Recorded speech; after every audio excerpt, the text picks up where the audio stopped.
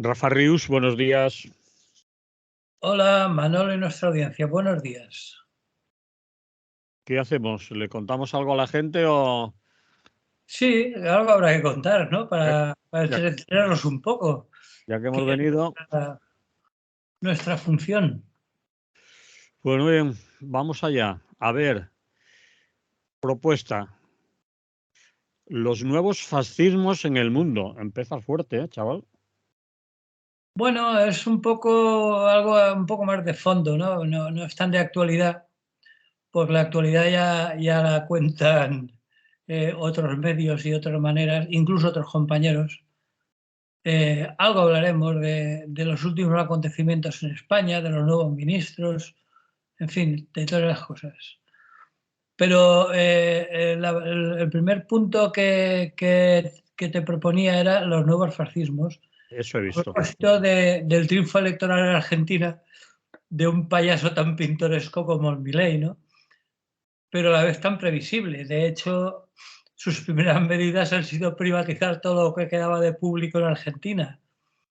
Ha privatizado el YPF, que era la antigua Repsol, Sí. que Cristina Kirchner ya se la había arrebatado a Repsol para privatizarla, perdón, para nacionalizarla, y ahora Milei pues la ha privatizado. En fin, como digo, sus primeras medidas han sido totalmente previsibles. Además, ha privatizado la sanidad, la educación, en fin, todo lo que quedaba de Pero público. ¿lo ha hecho ya o ha prometido que lo va a hacer? Hombre, está en ello. Ha dicho que lo va a privatizar, pero no sé si ya lo ha podido hacer en tan pocos días. No creo, lleva una semana escasa, no creo que se haya dado tanta prisa, pero sí que de momento lo que sí que ha hecho ya ha sido eliminar más de la mitad de ministerios. Creo que habían, pues más que en España, creo que habían 23 o por ahí, y se ha quedado con menos de la mitad. Incluso hablando de sanidad y de educación, pues ya no hay Ministerio de Sanidad y de Educación en Argentina. No sé cómo tratar esos asuntos, pero en principio sí, como rango de ministerio no lo tiene ya. En fin, pues por eso, aprovechando la última, que ha sido la de Milei, pues quizás valdría la pena reflexionar sobre esa ola de viejos fascismos con caras nuevas que recorre el mundo y ver sus principales señas de identidad, ¿no? Para reflexionar un poco sobre ello, simplemente. Cuando hablamos de nuevos fascismos, es con toda obviedad, ¿no? Porque por una parte son nuevos y por otra parte siguen siendo fascismos. Son nuevos porque están bien adaptados al contexto social del siglo XXI y aunque siguen despidiendo una peste a naftalina, testosterona y sacristía, pero su adecuación al medio social actual y su utilización exhaustiva de las redes sociales los hace perfectamente aptos para desenvolverse cómodamente en nuestras sociedades del espectáculo, ¿no?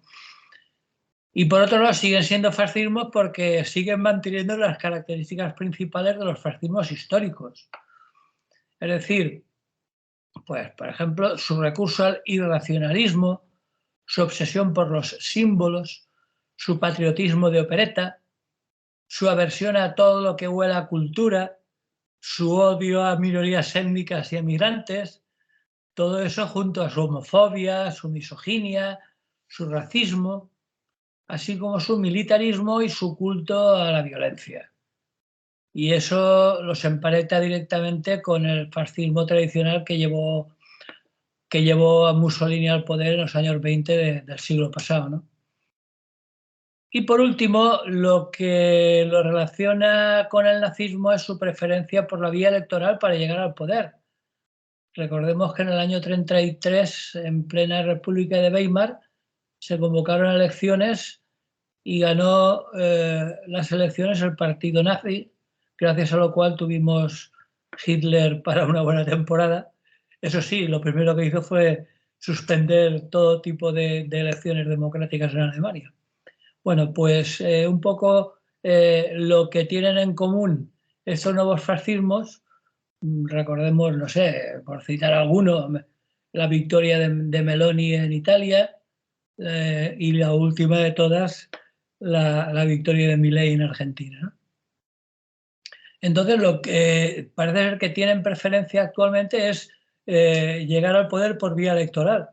Debe ser por lo fácil que les resulta engañar a los votantes, con todo tipo de falsedades y de estrategias absolutamente increíbles para cualquiera que se lo piense dos veces. Pero bueno, el caso es que, bueno, si no les funciona, pues actúan con sus tácticas habituales, como has podido ver estos días en Madrid, ¿no?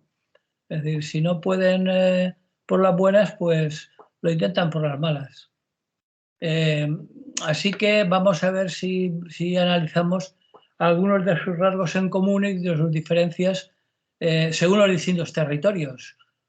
Porque el primer elemento que identifica este nuevo fascismo en la mayoría de lugares donde está triunfando es la aparente contradicción de la gran cantidad de personas en situación precaria, especialmente jóvenes, que los apoyan, ¿no? Ujú. Personas que están hartas de las continuas mentiras, de las falsas promesas de unos gobiernos reincidentes en ellas, gobiernos socialdemócratas o populares, por lo general, es decir, de derechas o de semi-izquierda, ¿no? Y que, bueno, los han condenado a una crisis que no acaba, ¿no? Y optan por salir de la sartén para caer en el fuego, que se dice. Es decir, sin darse cuenta de que estos vendedores de humo neofascistas tampoco los van a sacar de su postración, ¿no? Y a pesar de ello, y más que hartos de políticos tradicionales, ineficaces y corruptos, les votan aunque los hundan más en sus miserias. En fin. En segundo lugar, otra característica común a todos ellos suele ser su histrionismo, ¿no? Sus payasadas. Llamar la atención mediática a costa de lo que sea, aunque tengan que enarbolar sierras mecánicas ante sus seguidores o decir sandeces infumables que, bueno, luego evidentemente los medios y las redes se apresuran a difundir, consiguiendo así una permanente publicidad gratuita, ¿no? Otra cuestión que se repite bastante es la ausencia de un programa plausible y detallado para su acción de gobierno. Por un lado, eso sí, están enmarcados por lo general en el liberalismo económico más salvaje, fieles seguidores de Milton Friedman y la Escuela de Chicago. Y en lo social, pues se caracterizan todos ellos por sus medidas regresivas, siempre a la contra de lo que proponen sus adversarios. Por ejemplo, en contra del aborto, en contra de la eutanasia, en contra de todo lo que se merece. Y eso sí, también, como decíamos hablando de Milei, pues son partidarios de la privatización de todo lo privatizable. Y bueno, eso es, digamos, la base de su credo, ¿no? Salvo alguna estupidez más, como hemos visto ahora con Milei, como el libre uso de armas o la libre venta de órganos, y bueno, y poco más. Ahí se acaban sus ideas. Otra cuestión que tienen bastante en común es su capacidad de adaptación al país y a la idiosincrasia de sus votantes. Es decir, no sé, Trump, Putin, Orbán, Bolsonaro, Meloni, Abascal o ahora Milei, por poner algunos ejemplos, pues presenta matices diferenciales y diseña sus estrategias en función de sus potenciales votantes respectivos, ¿no? Cada uno tiene sus propios sistemas. Propios sistemas que evidentemente no pueden ser los mismos. Por ejemplo, en Escandinavia, es decir, en los países escandinavos que tradicionalmente y que históricamente han sido más bien socialdemócratas, y en cambio ahora hay muchos lugares como en Finlandia que han llegado al poder y en otros que están a punto. Bueno, pues por ejemplo, ya que lo nombras, acaban de ganar las elecciones en los Países Bajos. Wilders. Sí, sí, sí, sí. Las ha ganado incluso para su propia sorpresa. Es decir, es el ganador de las elecciones, bueno, la lista más votada. Ahora que forme gobierno puede ser que lo tenga un tanto más difícil, pero en los Países Bajos, en el día de ayer, ha ganado las elecciones el partido ultraderechista que hasta ahora no había llegado a esa posición, para abundar un poco en la lista que Sí, daba. no, y bueno, y nos dejamos algunos, por supuesto, pero es curioso que tanto el que tú comentabas, el de Países Bajos, como Escandinavia, etcétera, son países de un buen nivel de vida. Sí. Son países de los considerados ricos y es sorprendente que pase esto, ¿no? Pero bueno. Lo basan sobre todo en estos países que acabas de nombrar, con un buen nivel de vida, de la Europa del Norte o de Centro Europa, en la islamofobia y la xenofobia, el miedo al extranjero. Es decir, básicamente este señor de los Países Bajos hablaba del riesgo y el peligro de la llegada de inmigrantes y de que el Islam se introdujera en la sociedad de los Países Bajos, ¿no? Sí, claro, pero esa idea también comentamos que es común a la mayoría de ellos, Sí. algunos más que otros, pero incluso en sitios increíbles como Chile, por ejemplo, que sabemos que la última votación de la nueva Constitución ha ganado la extrema derecha, eh, pues está teniendo problemas migratorios de gente que rechaza a los migrantes porque están entrándole por la frontera norte. Migrantes procedentes de Ecuador, de Colombia, de países más pobres, Uh-huh. y hasta en Chile están haciendo campaña en plan xenófobo, ¿no? Bueno, pues en Europa más todavía. Lo increíble, bueno, ha habido sitios donde han triunfado claramente, como en Italia, en Grecia, que ahora no me acuerdo cómo se llama el partido, el famoso de Amanecer Dorado, ese que tenía ese nombre tan bonito, desapareció. Y ahora hay otro partido de extrema derecha que también creo que quedó el segundo en las votaciones, después de la derecha tradicional de toda la vida, ¿no? Quiero decir que los países con más migrantes, y Holanda precisamente, o ahora Países Bajos, no es precisamente uno de los países donde más presión migratoria tiene, porque si no, a ver qué habría que hacer en España, sin ir más lejos, ¿no? Vox debería de tener más votantes que el PP, porque últimamente, tanto en Canarias como en el Estrecho, están llegando un montón vamos, por miles, los emigrantes subsaharianos y magrebíes. Y en cambio, pues aquí, de momento, eh, no ha llegado, digamos, la cosa a los extremos que ha llegado en otros países, ¿no? Y en esos países también, como Países Bajos, por ejemplo, que es otra característica de su fascismo o de su extremismo de derechas, como le queramos llamar, el fascismo le estamos llamando, es el rechazo a Europa, es decir, eurofobia también, es decir, no quieren saber nada de Europa, aunque recurren a Europa, van a Europa, están en Europa dando la murga, pero es decir, desde dentro, se la quieren cargar desde dentro, parece ser. No quieren saber nada de Europa, pero sí quieren saber de los fondos europeos. Eso es decir, que no llegan a lo del Brexit, aunque después en Reino Unido, después o Gran Bretaña, después se arrepientan de haberse largado en muchas ocasiones, ¿no? De haber cometido un grave error. Estos también están renegando de Europa, pero como tú dices, solo para algunas cosas, para las otras les viene bien. En fin. Claro, es que lo de renegar de Europa tiene que ver con sus características más nazis, ¿no? Recordemos que el partido nazi es el nacional socialista, es decir, son muy nacionalistas, muy patriotas y por lo tanto no quieren instancias superiores que puedan limitar su soberanía, ¿no? Sí. Digo yo, si será por eso. Porque... Sí. No quieren compartir ninguna soberanía, pero sí que quieren, les viene bien, como tú has dicho, por ejemplo, los fondos europeos, ayudas a diferentes sectores de la economía. Eso sí, lo otro no.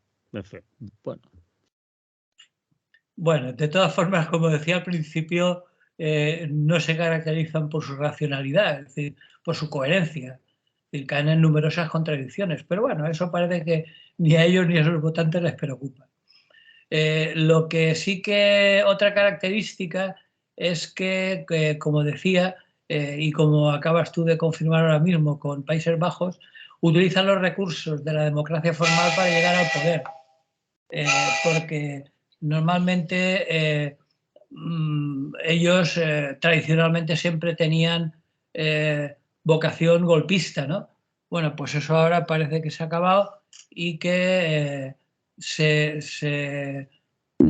ciñen a los métodos de democracia parlamentaria y les va bien. Y por lo tanto, pues de momento van por ahí, ¿no? Otra cuestión, en algunos países, esta tampoco es tan general, es que aprovecha las situaciones de crisis y descontento social. Sin ir más lejos, Argentina está ya en más de un 40% de la población en situación de pobreza. Claro, esa población en situación de pobreza, recordemos que Buenos Aires tiene un cinturón de villas miseria que cumplen sobradamente con su nombre, ¿no? Es una auténtica situación de miseria social, pues dicen, bueno, pues de perdidos al río, vamos a votar a este porque los otros llevan tanto tiempo sin hacer nada por nosotros que a ver si por lo menos cambiamos. Aunque, como decía al principio, sea un poco salir de la sartén para caer en el fuego, pero bueno, ellos sabrán. De todas formas, ellos se presentan como adalides de un cambio a mejor y como la única salida posible de una situación como esa, y son los que luchan en favor de los desprotegidos. Y bueno, y al final esa retórica pues crea confusión y los votan. Recordemos en Argentina, sin ir más lejos, lo que supuso en pleno peronismo la adoración que tenían por Evita Perón, ¿no? Que de medidas sociales efectivas, pocas. Lo único que hacía era repartir limosnas y poco más, ¿no? Es decir, bueno, pues parece que todavía tiene éxito. Y bueno, en definitiva, lo que ocurre es que a los dueños del cortijo, es decir, al IBEX 35 en el caso de España, pues no les importan sus excesos, porque en última instancia sirven a sus intereses y no les supone ninguna amenaza en realidad. Es decir, ellos funcionan igual con un partido de derechas tradicional que con un partido de este nivel, ¿no?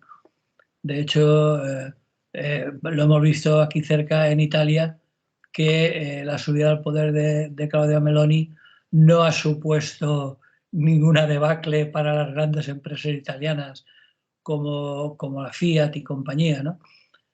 Entonces, bueno, pues ahí están y cuando les convenga lo sustituirán por otro más presentable y otra cosa. El único peligro es que en un momento dado, cegados por su propia codicia, pues pueden acabar devorados por su propia criatura, ¿no? Como les pasó a las industrias alemanas en tiempos de Hitler. Pero bueno, yo creo que lo tienen de momento bastante controlado y es algo que lo que sí que parece imparable es la ola que recorre el mundo, ¿eh? Es decir, eh, excepto países como, perdón, continentes como África, donde todavía se lleva más el golpe de Estado que el llegar al poder por las urnas, y el fascismo allí ya es tan cotidiano que ya no lo tienen en cuenta. Pero bueno, yo creo que es uno de los gravísimos problemas que tiene el mundo en estos momentos y que yo creo que, aunque se comenta evidentemente, pero que no se le presta la atención que se debiera, ¿no? Cierto, bueno, no sé, hay sectores que sí le prestamos o le presta atención y alertan del peligro, del riesgo, eh, etcétera. Y se ponen barreras que ellos llaman sanitarias, que está un poco, el nombre un poco, desde mi punto de vista, inadecuado. Alguien aquí dijo que mejor llamarles barreras democráticas o barreras de otro sentido, pero eso de sanitario suena mal. Sí, Pero, en fin, líneas rojas, o en fin, bien. Pues sí que, si quieres, cambiamos. demás, sí. Ucrania, lejos del frente. Sí, este es otro enfoque, otro punto de vista que no es muy habitual y que viene bien plantearlo de cuando en cuando. A ver, Porque en toda guerra sabemos que está el frente y está la retaguardia, es decir, las zonas que en principio no están directamente implicadas en la lucha armada, ¿no? Entonces, bueno, pues vamos a comentar un poco en Ucrania esas cosas que normalmente nunca llegamos a enterarnos y que yo he ido espigolando por ahí por diversos medios, sobre todo extranjeros, porque en España tampoco es que hayan comentado mucho el tema de cómo viven los ucranianos que no están directamente implicados en la guerra, ¿no? ujú. Eh, porque conforme crece el número de víctimas de los combates, eh, sin que ninguna de las dos partes tome claramente la delantera, ya hemos comentado en alguna ocasión que el frente está bastante estancado, es decir, que ni para adelante ni para atrás, pero ahora el gobierno de Kiev se encuentra en dificultades para reclutar voluntarios a los que enviar al frente, porque cuando empezó la guerra, pues todo el mundo, hay que defender Ucrania, pero 18 meses después que llevamos de guerra, ya la gente ya no lo tiene tan claro, ¿no? Es decir, porque hay muchas demandas populares de justicia social dentro de la mayor parte del país que no está implicada en el frente, ¿no? Eh, el gobierno presume de su política de anticorrupción, pero mientras tanto, pues en estos momentos en Ucrania se está acelerando el desmantelamiento del estado del bienestar, incluso de los sindicatos. Es decir, está habiendo cambios muy importantes en el país y que no tienen nada que ver o no están directamente relacionados, mejor dicho, con la guerra, ¿no? Lo de incluso dentro de los sindicatos, ¿qué quieres decir? Que los sindicatos están, bueno, desmontándose, Sí, deshaciéndose, bajando la sí, guardia. sí. Sí, de hecho, el gobierno se ha cargado el principal sindicato, que hasta ahora me refiero, hasta antes de la guerra, era un sindicato al estilo de lo que aquí llamamos agentes sociales, es decir, un sindicato pactista bastante, bastante afín al gobierno, pero ahora el gobierno está dedicándose a aplicar una serie de normativas. eh, eh, por ejemplo, en julio del año pasado, los parlamentarios ucranianos votaron un proyecto de ley que suspende los convenios colectivos en empresas y concede al administrador un amplio margen de maniobra para modificar unilateralmente las condiciones del trabajo. Es decir, que en el caso de que el empleado rechace los cambios, el empleador podrá despedirlo sin tener que respetar ni el plazo de preaviso de 2 meses, ni recabar la autorización del sindicato, ni nada de nada. Él decide y actúa. Eh, y luego, bueno, hay otras leyes, ¿no? Hay otra ley muy interesante a tener en cuenta que se ratificó también en el verano del año pasado por el presidente Zelensky, que instaura un régimen jurídico especial para los empleados de pequeñas y medianas empresas, que son, como pasaría aquí en España, un 70% de la población activa del país. Cuando el personal es inferior a 250 trabajadores, es decir, de medianas y pequeñas empresas, las condiciones de trabajo, es decir, desde las remuneraciones hasta las vacaciones, pasando por la duración de la jornada laboral, se pactarán entre la empresa y un sindicato, es decir, que en realidad se convierte en un sindicato vertical. Si recordamos los sindicatos franquistas, eran por ramas, ¿no?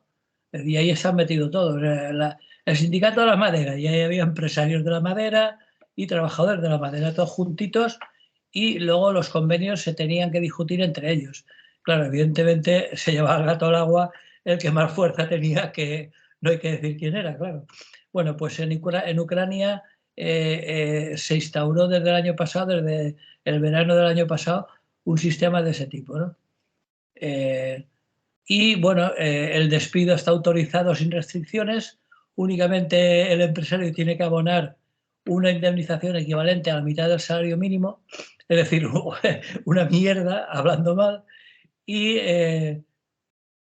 y eso se utiliza y se emplea en todo el país.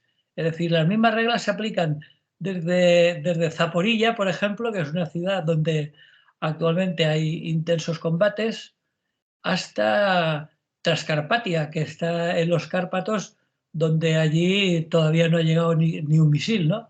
Pues bueno, da igual. Las reglas laborales de despido prácticamente libre se dan en todas partes, tanto en las zonas de guerra como en las que todavía no ha llegado.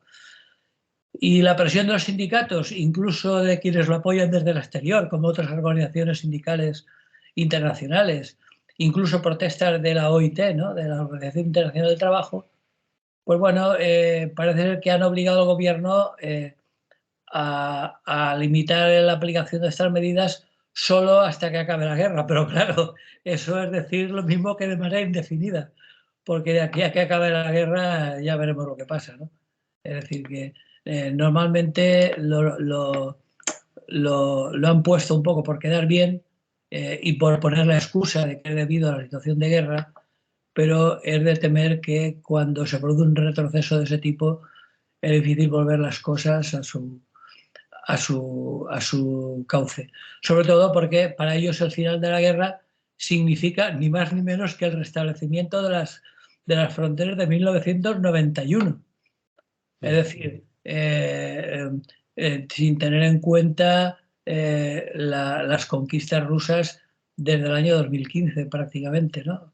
Que son las más fuertes.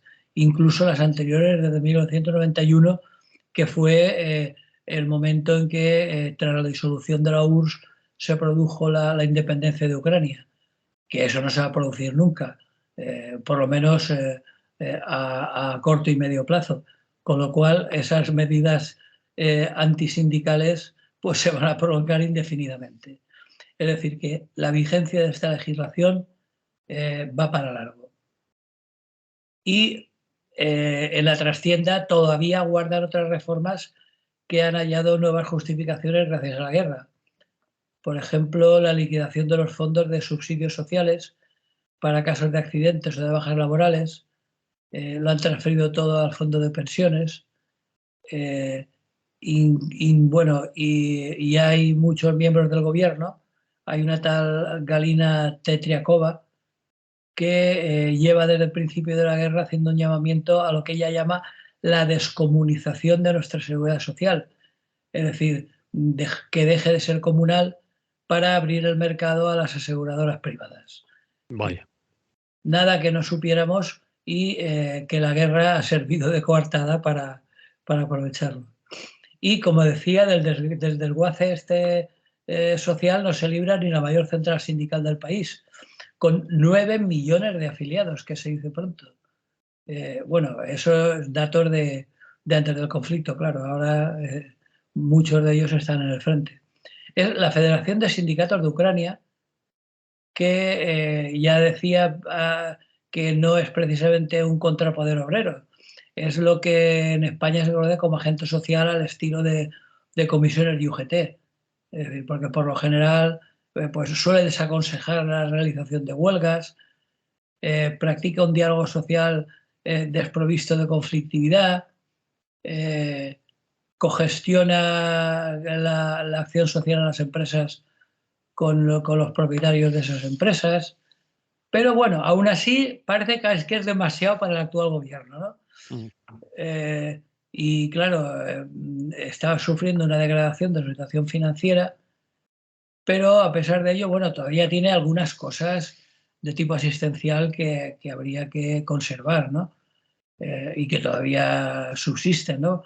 Por ejemplo, esta Federación de Sindicatos sigue ofreciendo alojamiento a los refugiados huidos de las zonas en guerra. Pero, claro, teme que los procesos judiciales contra ella pongan fin a todos estos programas que, pues de reinserción de heridos de guerra, etcétera, ¿no? Porque mientras las necesidades de la población en materia de sanidad y acompañamiento se vuelven cada vez más urgentes, pues el sindicato el mayoritario, sigue teniendo graves problemas en su relación con el gobierno e incluso por vía judicial, ¿no? Es decir, que por un lado está la guerra, pero como decía, es interesante considerar otras cuestiones de la retaguardia, digamos, ¿no? Porque normalmente cuando llega información de los bombazos, ¿no? Es decir, del frente y de todos los problemas militares, de los avances, los retrocesos, pero la vida cotidiana en todas las zonas no directamente implicadas en el frente, pues no se suelen comentar o no solemos oír ni leer nada al respecto, ¿no?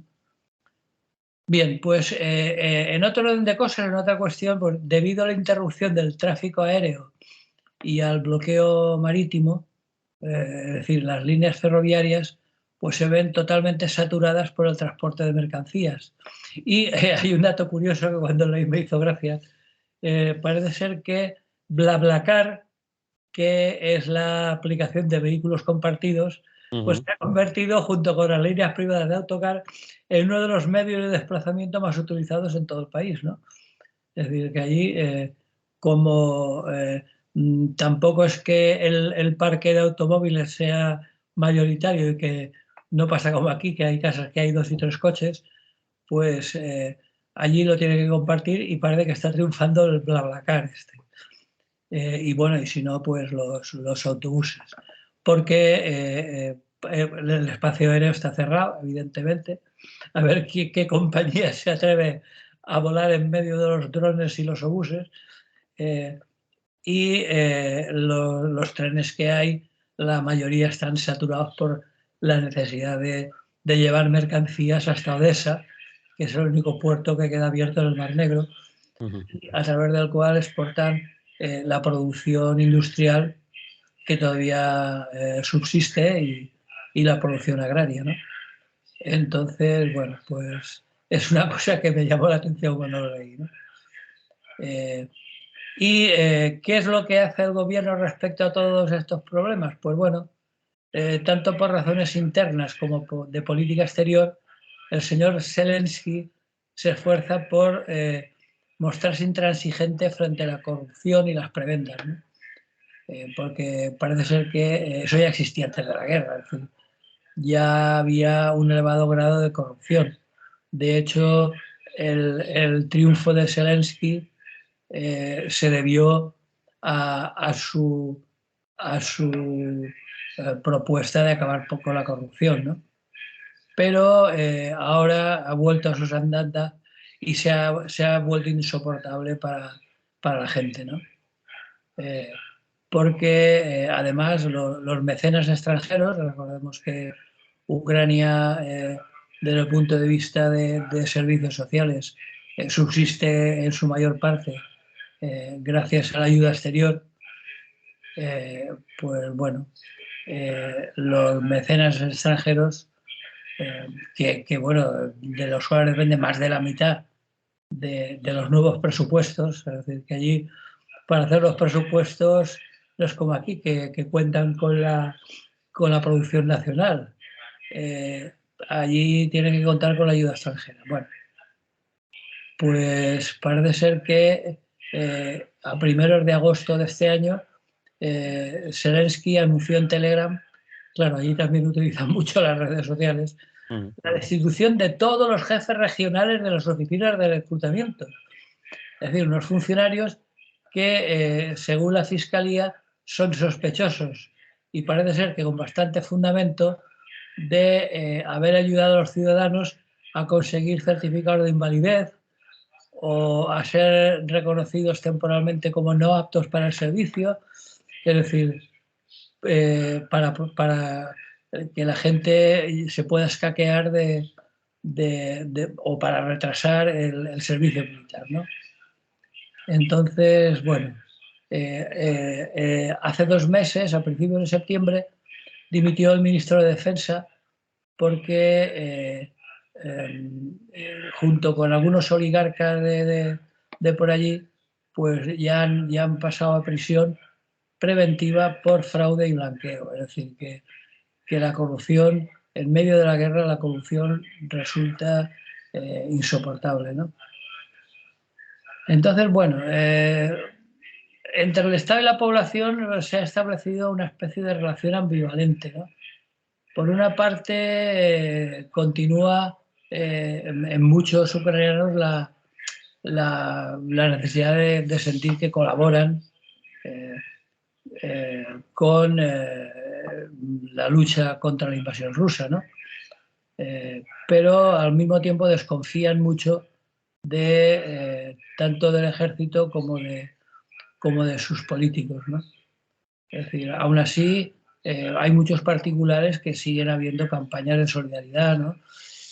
Gente que envía botiquines de primeros auxilios, chalecos antibalas, material militar, hay sindicatos, asociaciones, incluso han llegado, el otro día también cuando lo leía me llamó la atención, han llegado a crear grupos de WhatsApp creados para eso, ¿no? Para recoger todo tipo de donativos para el frente, ¿no? Hay incluso una asociación que se llama Victory Drones que ha formado a 28.000 personas para que aprendan a manejar los dispositivos voladores no tripulados, es decir, los drones. Es decir, que tienen el doble de gente preparada para manejar drones que incluso el ejército, ¿no? Y bueno, los envían al frente y sabemos que actualmente los drones son una de las armas más utilizadas en la guerra moderna, ¿no? Otro aspecto que es bastante preocupante es que están apareciendo numerosas formaciones armadas de civiles que apoyan al ejército oficial y se han ido formando en todas las ciudades del país en previsión de sus posibles combates en sus calles, ¿no? Eso sabemos, ya de hecho ya se ha dado, que se le puede ir de las manos fácilmente, ¿no? Y que fundamenta en gran medida las acusaciones, en algunos casos más que fundadas, de la aparición de grupos de ideología filofascista o nazi en Ucrania, ¿no? Bueno, pues estos ejércitos privados, normalmente muchos de ellos van de ese palo. Y la última medida que está implementando Zelensky es que, según él, el estado futuro de Ucrania, después de que se haya desembarazado del invasor, pues va a deshacerse de lo que él llama, cito textualmente, polvorientas normativas garantistas y explorará el entorno digital de la inteligencia artificial, ¿no? Es decir, es una especie de huida hacia adelante porque ya lo está haciendo. Es decir, 19 millones de ucranianos se han instalado en el móvil una nueva aplicación que se llama DIIA, lanzada en 2020 por un ministerio que existe en Ucrania que se llama Ministerio de Transformación Digital, y ese proyecto, en esa aplicación, la aplicación DIIA, incluye todo tipo de identificación personal. Es decir, en el móvil llevas el pasaporte, el carnet de conducir, la liquidación de impuestos, las multas, y a través de ella se pueden gestionar todos los documentos de identidad y todos los trámites administrativos. Es decir, que allí, aquí está empezando tímidamente en algunos casos, pero allí todo se lleva en el móvil. Es decir, desaparece por completo los carnets, los papeles, etcétera, ¿no? Entonces, bueno, ya hay 19 millones de ucranianos que lo tienen instalado en sus teléfonos, ¿no? Y esa es, digamos, la visión de futuro que tiene Zelensky en estos momentos, ¿no? Porque así, bueno, con unos pocos clics, la gente puede conectarse al sistema y puede desde registrar una empresa, presentar una solicitud de ayuda, por ejemplo, para reconstrucción de viviendas bombardeadas, incluso avisar de la presencia de tropas rusas, ser reconocido como desplazado interno, etcétera, ¿no? 120, hasta 120 servicios públicos que, bueno, incluso según el gobierno, les ayuda a reducir en un 10% el número de funcionarios. Entonces, pues bueno, esa es la principal novedad más allá del frente, ¿no? Es un programa una aplicación que se creó en colaboración con una agencia, la agencia del ramo de Estados Unidos, y incluso Estados Unidos ha colaborado con 9 millones de dólares y cuenta con el respaldo de Google y de Visa. Es decir, que ahí evidentemente les beneficia claramente porque ellos son los principales actores dentro de ese campo. Y bueno, ya está en Ucrania, y las repúblicas bálticas, es decir, Estonia, Letonia y Lituania, ya se están planteando aplicarlo a sus países, es decir, que ya se está extendiendo.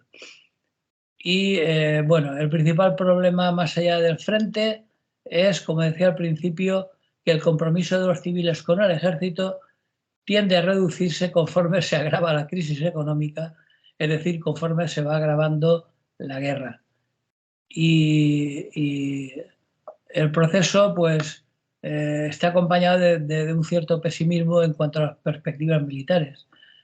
Una vez visto que la contraofensiva había fracasado o no había sido lo que se pensaban, y en otras cosas, porque los soldados de enfrente recuerdan que no hay suficientes ni soldados ni municiones, pues según las últimas encuestas, hay hasta un 30%, es decir, casi una tercera parte de los ucranianos, que quieren el fin de la guerra a cualquier precio. Es decir, aunque sea permitirle a las regiones del Donbass que se unan a Rusia, en fin, lo que sea. Lo que quieren es que se acabe la guerra como sea.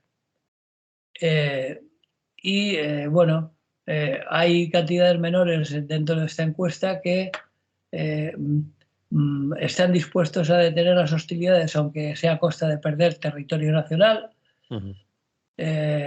con concesiones territoriales. Incluso hay hasta un 30% que serían capaces de renunciar en estas negociaciones a integrarse en la OTAN o en la Unión Europea. Es decir, ellos ya pasan de historias de ese tipo, lo que quieren es que se acabe la guerra como sea. Y solo un 8% estarían dispuestos a negarse por completo a concesiones territoriales a Rusia. Es decir, que tal como están las cosas, lo que quieren es, por encima de cualquier otra consideración, que se acabe la guerra y dejarse de historias. Es un porcentaje muy alto de los que les importa ya poco ser ucranianos o ser rusos y que... No, vamos a ver, les importa, la encuesta es en las zonas ucranianas que no están ocupadas por Rusia, es decir, aparte del Donbass, que es la región sur, que sabemos que es la que está ocupada por Rusia.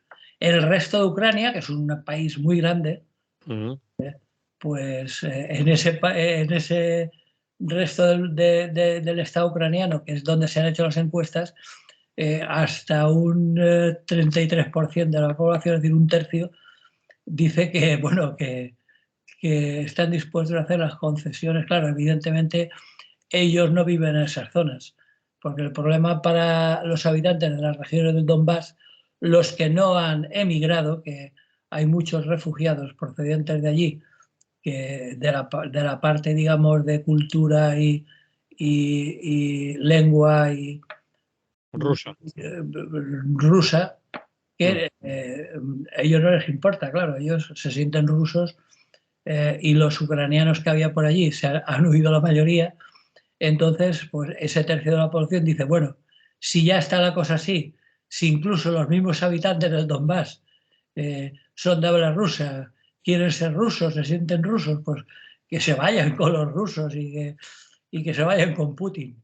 Es decir, y de hecho es gente que considera que es la única forma realista de acabar con la guerra, porque cualquier otra consideración de conversaciones, de acuerdos, etcétera, la verdad es que es francamente difícil.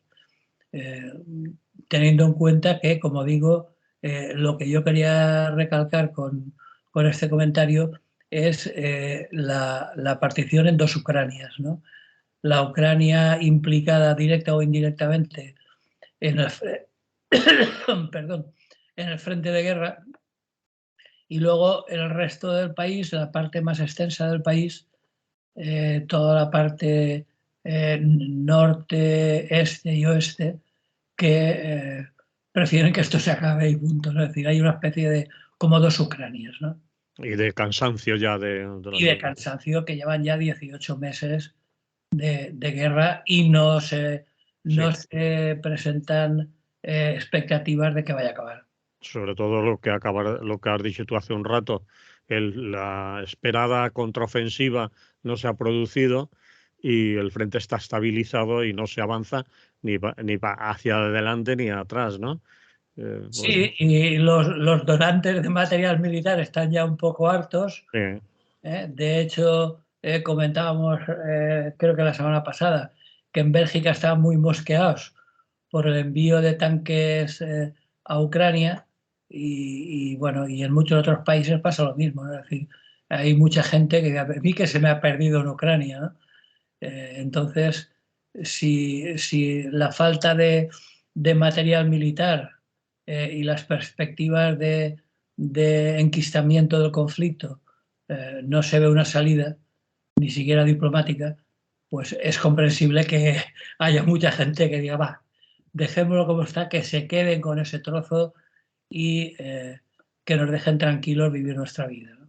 hacía unas declaraciones Putin hace unos días, que leí por encima, obviamente, no puedo profundizar más, que decía que él estaba dispuesto a negociar el fin de la guerra. Decía, acabemos con esta barbarie, decía Putin, y que era Zelensky el que no estaba dispuesto a negociar ni a sentarse en ninguna mesa para acabar con el conflicto. Claro, son declaraciones recogidas por medios, no sé si de parte o incompletas, pero van dando idea de cómo está el plan ya en la guerra. Según estadísticas de organismos internacionales, ya vamos por 170.000 víctimas ucranianas, que se dice pronto. 170.000. Entonces, bueno, es comprensible que, de todas formas, Putin, yo, bueno, no voy a comentar las declaraciones que cuentas tú, porque, primero, porque no son fiables las informaciones que nos llegan, y Mm, segundo, porque son perfectamente plausibles. Es decir, Putin ya sabemos que ha tenido también problemas importantes en su propia población, ¿no? mm. Manifestaciones en Moscú, en San Petersburgo, etcétera, ¿no?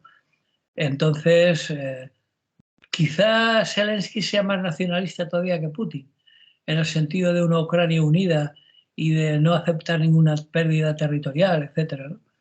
Pero bueno, en cualquier caso, lo que se puede observar es el aumento de gente que esté dispuesta a que se acabe la guerra a costa de lo que sea, ¿no?